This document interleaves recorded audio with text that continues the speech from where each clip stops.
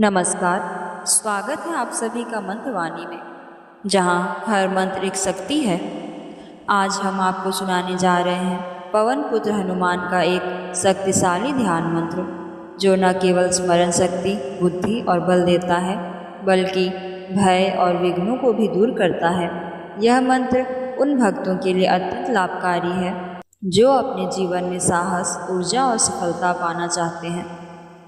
मनोजवं मारुततुल्यवेगं जितेन्द्रियं बुद्धिमतां वरिष्ठं वातात्मजं वानरयूथमुखं श्रीरामदूतं शरणं प्रपद्ये। मनोजवं मारुततुल्यवेगं जितेन्द्रियं बुद्धिमतां वरिष्ठं वातात्मजं वानरयूथमुखं श्रीरामदूतं शरणं प्रपद्ये। मनोजवं मारुततुल्यवेगं जितेन्द्रियं बुद्धिमतां वरिष्ठं वातात्मजं वानरयूथमुखं श्रीरामदूतं शरणं प्रपद्ये। इस मंत्र में हनुमान जी के गुणों का वर्णन किया गया है। मनोजवम, जिनका मन वायु के समान तीव्र है। मारुततुल्य वेगम, जिनकी गति वायु के समान है। जितेंद्रियम, जिन्होंने अपनी इंद्रियों पर पूर्ण नियंत्रण पाया है। बुद्धिमतां वरिष्ठम, जो बुद्धिमानों में श्रेष्ठ है। वातात्मजम, जो पवन देव के पुत्र हैं। वानरयूथमुखम, जो वानर सेना के प्रमुख हैं। श्री रामदूतम, जो श्री राम के दूत हैं। हम ऐसे हनुमान जी की शरण लेते हैं। यह ध्यान मंत्र न केवल ध्यान के लिए, बल्कि जीवन में साहस और दृढ़ता पाने के लिए भी श्रेष्ठ माना गया है। इसे प्रतिदिन प्रातः और संध्या के समय स्नान के बाद पूर्व या उत्तर दिशा की ओर मुख करके जपना चाहिए। मनोजवं मारुततुल्यवेगं जितेन्द्रियं बुद्धिमतां वरिष्ठं वातात्मजं वानरयूथमुखं श्रीरामदूतं शरणं प्रपद्ये। मनोजवं मारुततुल्यवेगं जितेन्द्रियं बुद्धिमतां वरिष्ठं वातात्मजं वानरयूथमुखं श्रीरामदूतं शरणं प्रपद्ये। मनोजवं मारुततुल्यवेगं जितेन्द्रियं बुद्धिमतां वरिष्ठं वातात्मजं वानरयूथमुखं श्रीरामदूतं शरणं प्रपद्ये। मनोजवं मारुततुल्यवेगं जितेन्द्रियं बुद्धिमतां वरिष्ठं वातात्मजं वानरयूथमुखं श्रीरामदूतं शरणं प्रपद्ये। मनोजवं मारुततुल्यवेगं जितेन्द्रियं बुद्धिमतां वरिष्ठं वातात्मजं वानरयूथमुखं श्रीरामदूतं शरणं प्रपद्ये। मनोजवं मारुततुल्यवेगं जितेन्द्रियं बुद्धिमतां वरिष्ठं वातात्मजं वानरयूथमुखं श्रीरामदूतं शरणं प्रपद्ये। मनोजवं मारुततुल्यवेगं जितेन्द्रियं बुद्धिमतां वरिष्ठं वातात्मजं वानरयूथमुखं श्रीरामदूतं शरणं प्रपद्ये। मनोजवं मारुततुल्यवेगं जितेन्द्रियं बुद्धिमतां वरिष्ठं वातात्मजं वानरयूथमुखं श्रीरामदूतं शरणं प्रपद्ये। मनोजवं मारुततुल्यवेगं जितेन्द्रियं बुद्धिमतां वरिष्ठं वातात्मजं वानरयूथमुखं श्रीरामदूतं शरणं प्रपद्ये। मनोजवं मारुततुल्यवेगं जितेन्द्रियं बुद्धिमतां वरिष्ठं वातात्मजं वानरयूथमुखं श्रीरामदूतं शरणं प्रपद्ये।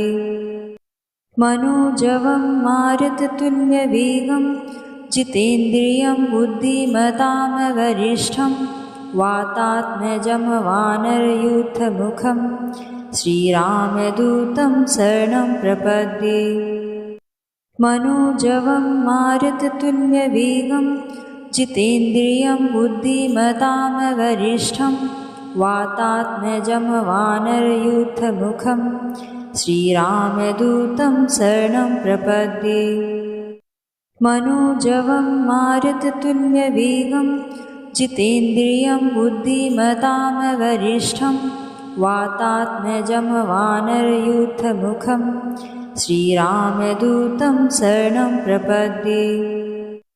मनोजवं मारुततुल्यवेगं जितेन्द्रियं बुद्धिमतां वरिष्ठं वातात्मजं वानरयूथमुखं श्रीरामदूतं शरणं प्रपद्ये। मनोजवं मारुततुल्यवेगं जितेन्द्रियं बुद्धिमतां वरिष्ठं वातात्मजं वानरयूथमुखं श्रीरामदूतं शरणं प्रपद्ये। मनोजवं मारुततुल्यवेगं जितेन्द्रियं बुद्धिमतां वरिष्ठं वातात्मजं वानरयूथमुखं श्रीरामदूतं शरणं प्रपद्ये। मनोजवं मारुततुल्यवेगं जितेन्द्रियं बुद्धिमतां वरिष्ठं वातात्मजं वानरयूथमुखं श्रीरामदूतं शरणं प्रपद्ये।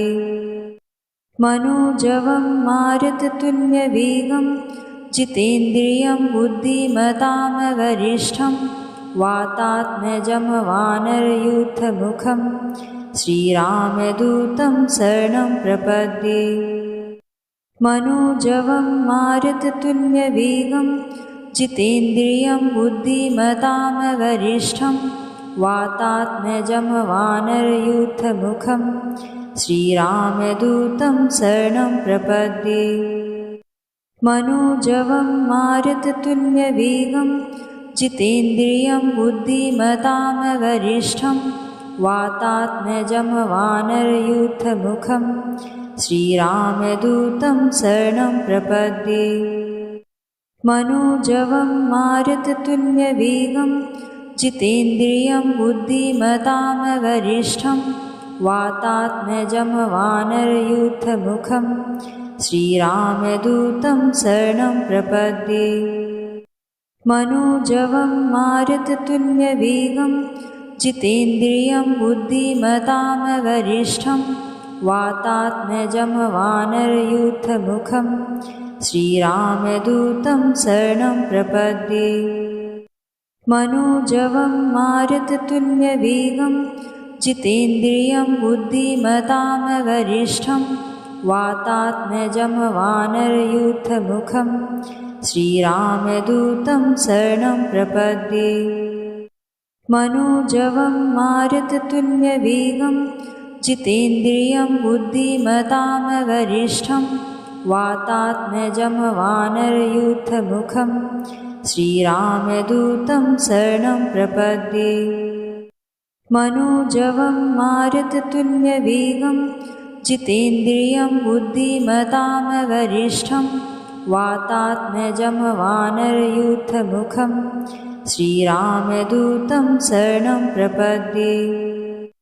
मनोजवं मारुततुल्यवेगं जितेन्द्रियं बुद्धिमतां वरिष्ठं वातात्मजं वानरयूथमुखं श्रीरामदूतं शरणं प्रपद्ये।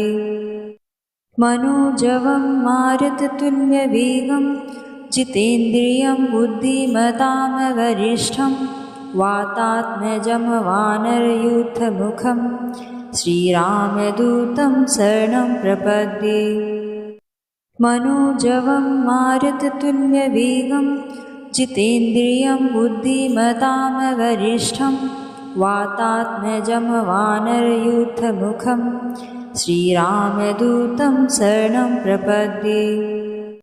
मनोजवं मारुततुल्यवेगं जितेन्द्रियं बुद्धिमतां वरिष्ठं वातात्मजं वानरयूथमुखं श्रीरामदूतं शरणं प्रपद्ये। मनोजवं मारुततुल्यवेगं जितेन्द्रियं बुद्धिमतां वरिष्ठं वातात्मजं वानरयूथमुखं श्रीरामदूतं शरणं प्रपद्ये। मनोजवं मारुततुल्यवेगं जितेन्द्रियं बुद्धिमतां वरिष्ठं वातात्मजं वानरयूथमुखं श्रीरामदूतं शरणं प्रपद्ये। मनोजवं मारुततुल्यवेगं जितेन्द्रियं बुद्धिमतां वरिष्ठं वातात्मजं वानरयूथमुखं श्रीरामदूतं शरणं प्रपद्ये।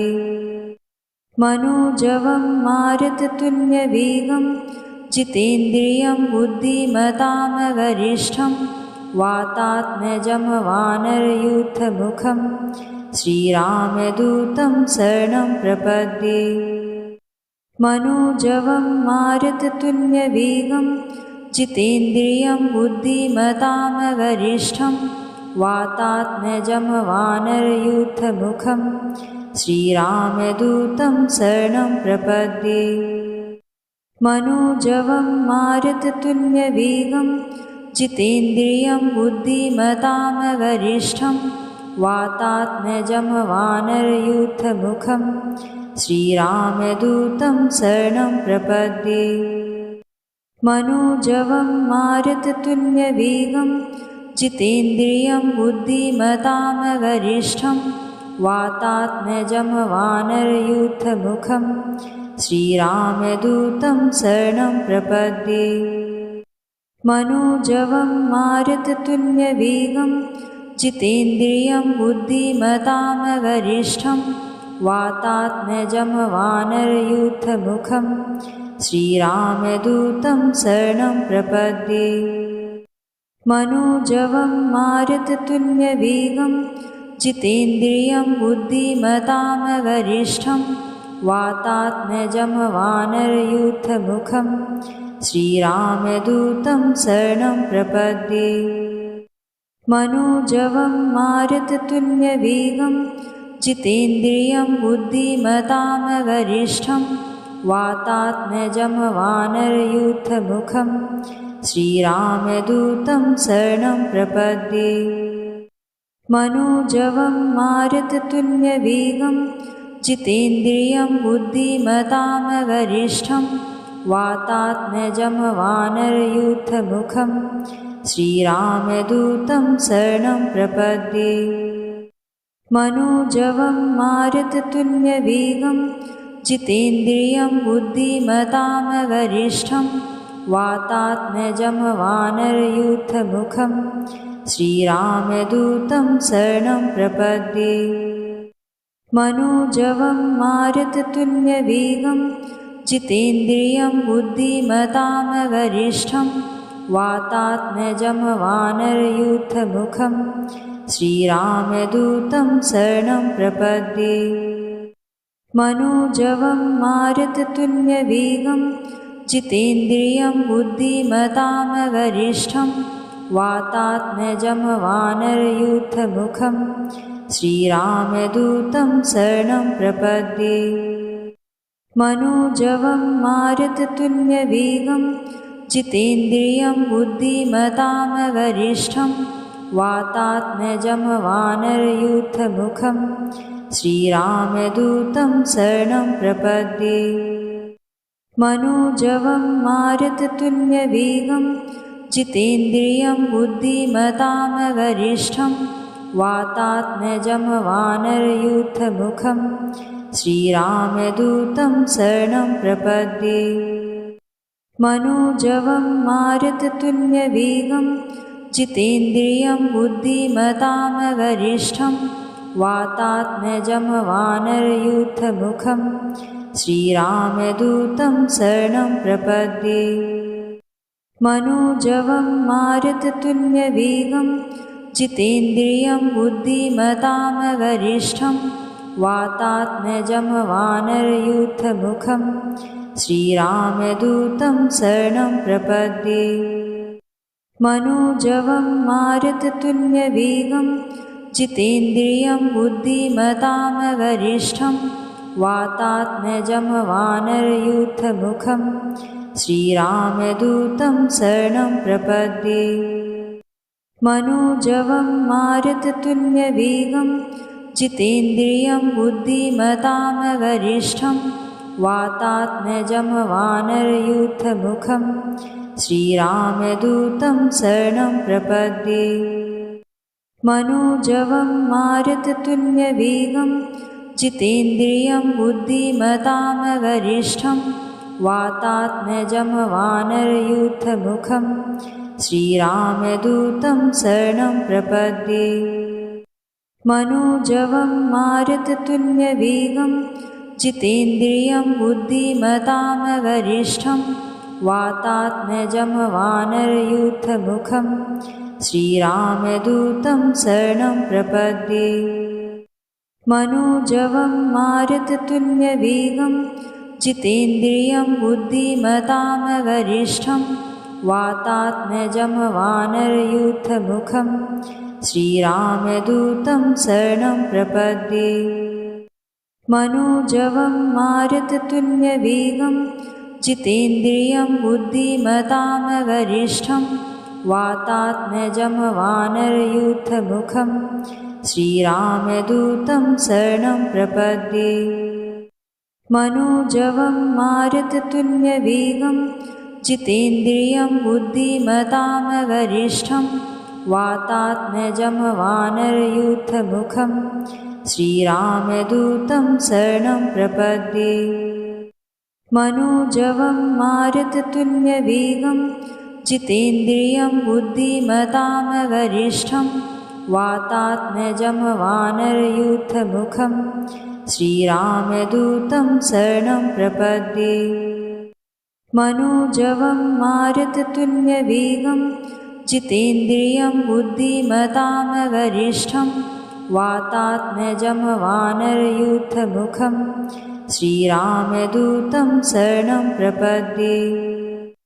मनोजवं मारुततुल्यवेगं जितेन्द्रियं बुद्धिमतां वरिष्ठं वातात्मजं वानरयूथमुखं श्रीरामदूतं शरणं प्रपद्ये। मनोजवं मारुततुल्यवेगं जितेन्द्रियं बुद्धिमतां वरिष्ठं वातात्मजं वानरयूथमुखं श्रीरामदूतं शरणं प्रपद्ये। मनोजवं मारुततुल्यवेगं जितेन्द्रियं बुद्धिमतां वरिष्ठं वातात्मजं वानरयूथमुखं श्रीरामदूतं शरणं प्रपद्ये। मनोजवं मारुततुल्यवेगं जितेन्द्रियं बुद्धिमतां वरिष्ठं वातात्मजं वानरयूथमुखं श्रीरामदूतं शरणं प्रपद्ये। मनोजवं मारुततुल्यवेगं जितेन्द्रियं बुद्धिमतां वरिष्ठं वातात्मजं वानरयूथमुखं श्रीरामदूतं शरणं प्रपद्ये। मनोजवं मारुततुल्यवेगं जितेन्द्रियं बुद्धिमतां वरिष्ठं वातात्मजं वानरयूथमुखं श्रीरामदूतं शरणं प्रपद्ये। मनोजवं मारुततुल्यवेगं जितेन्द्रियं बुद्धिमतां वरिष्ठं वातात्मजं वानरयूथमुखं श्रीरामदूतं शरणं प्रपद्ये।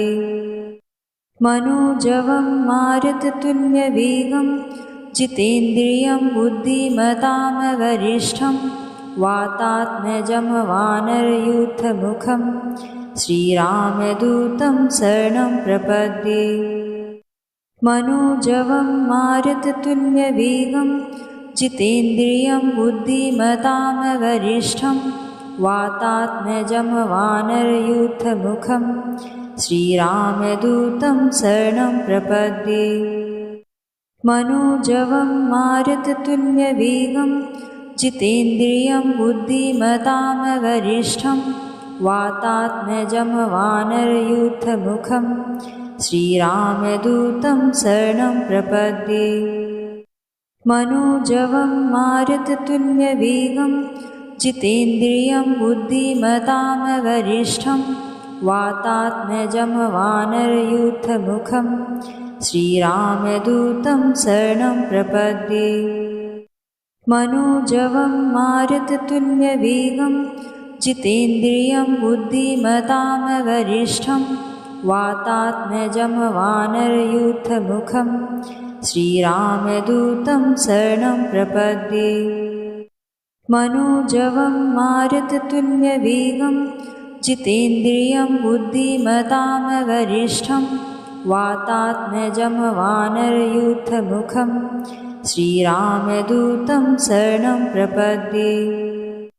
मनोजवं मारुततुल्यवेगं जितेन्द्रियं बुद्धिमतां वरिष्ठं वातात्मजं वानरयूथमुखं श्रीरामदूतं शरणं प्रपद्ये। मनोजवं मारुततुल्यवेगं जितेन्द्रियं बुद्धिमतां वरिष्ठं वातात्मजं वानरयूथमुखं श्रीरामदूतं शरणं प्रपद्ये। मनोजवं मारुततुल्यवेगं जितेन्द्रियं बुद्धिमतां वरिष्ठं वातात्मजं वानरयूथमुखं श्रीरामदूतं शरणं प्रपद्ये। मनोजवं मारुततुल्यवेगं जितेन्द्रियं बुद्धिमतां वरिष्ठं वातात्मजं वानरयूथमुखं श्रीरामदूतं शरणं प्रपद्ये। मनोजवं मारुततुल्यवेगं जितेन्द्रियं बुद्धिमतां वरिष्ठं वातात्मजं वानरयूथमुखं श्रीरामदूतं शरणं प्रपद्ये। मनोजवं मारुततुल्यवेगं जितेन्द्रियं बुद्धिमतां वरिष्ठं वातात्मजं वानरयूथमुखं श्रीरामदूतं शरणं प्रपद्ये। मनोजवं मारुततुल्यवेगं जितेन्द्रियं बुद्धिमतां वरिष्ठं वातात्मजं वानरयूथमुखं श्रीरामदूतं शरणं प्रपद्ये। मनोजवं मारुततुल्यवेगं जितेन्द्रियं बुद्धिमतां वरिष्ठं वातात्मजं वानरयूथमुखं श्रीरामदूतं शरणं प्रपद्ये।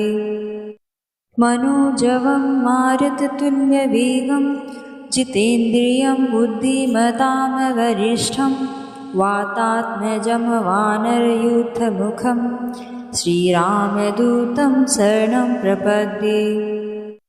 मनोजवं मारुततुल्यवेगं जितेन्द्रियं बुद्धिमतां वरिष्ठं वातात्मजं वानरयूथमुखं श्रीरामदूतं शरणं प्रपद्ये। मनोजवं मारुततुल्यवेगं जितेन्द्रियं बुद्धिमतां वरिष्ठं वातात्मजं वानरयूथमुखं श्रीरामदूतं शरणं प्रपद्ये। मनोजवं मारुततुल्यवेगं जितेन्द्रियं बुद्धिमतां वरिष्ठं वातात्मजं वानरयूथमुखं श्रीरामदूतं शरणं प्रपद्ये। मनोजवं मारुततुल्यवेगं जितेन्द्रियं बुद्धिमतां वरिष्ठं वातात्मजं वानरयूथमुखं श्रीरामदूतं शरणं प्रपद्ये। मनोजवं मारुततुल्यवेगं जितेन्द्रियं बुद्धिमतां वरिष्ठं वातात्मजं वानरयूथमुखं श्रीरामदूतं शरणं प्रपद्ये।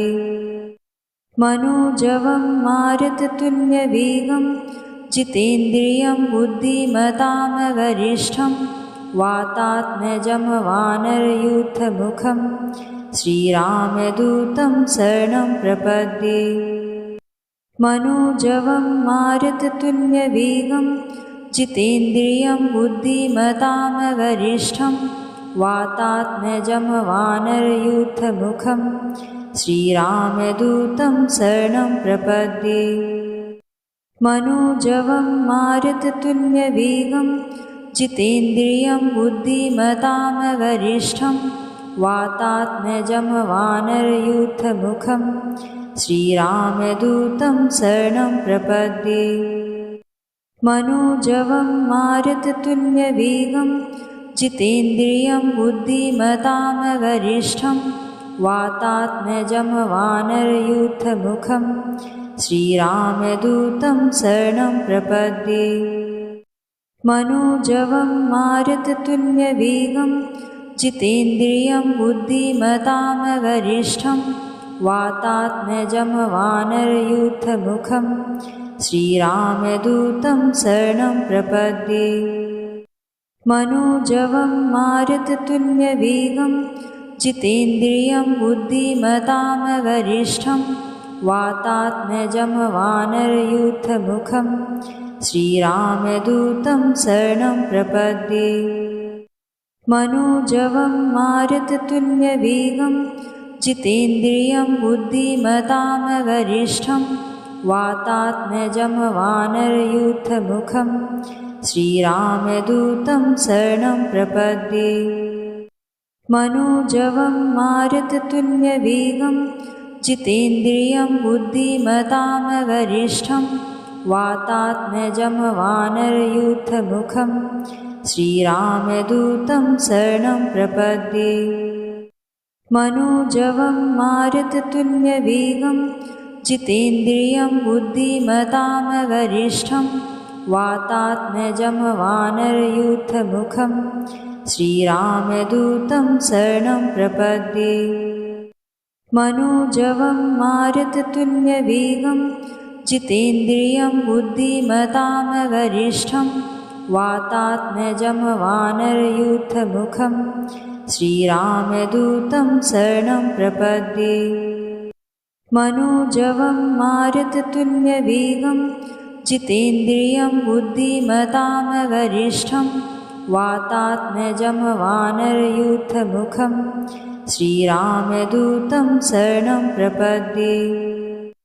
मनोजवं मारुततुल्यवेगं जितेन्द्रियं बुद्धिमतां वरिष्ठं वातात्मजं वानरयूथमुखं श्रीरामदूतं शरणं प्रपद्ये। मनोजवं मारुततुल्यवेगं जितेन्द्रियं बुद्धिमतां वरिष्ठं वातात्मजं वानरयूथमुखं श्रीरामदूतं शरणं प्रपद्ये।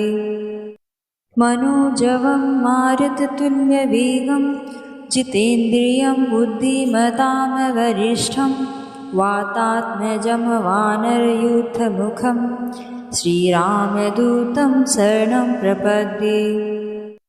मनोजवं मारुततुल्यवेगं जितेन्द्रियं बुद्धिमतां वरिष्ठं वातात्मजं वानरयूथमुखं श्रीरामदूतं शरणं प्रपद्ये।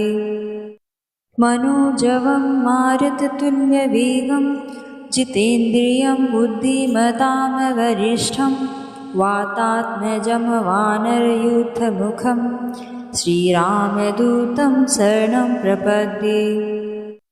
मनोजवं मारुततुल्यवेगं जितेन्द्रियं बुद्धिमतां वरिष्ठं वातात्मजं वानरयूथमुखं श्रीरामदूतं शरणं प्रपद्ये।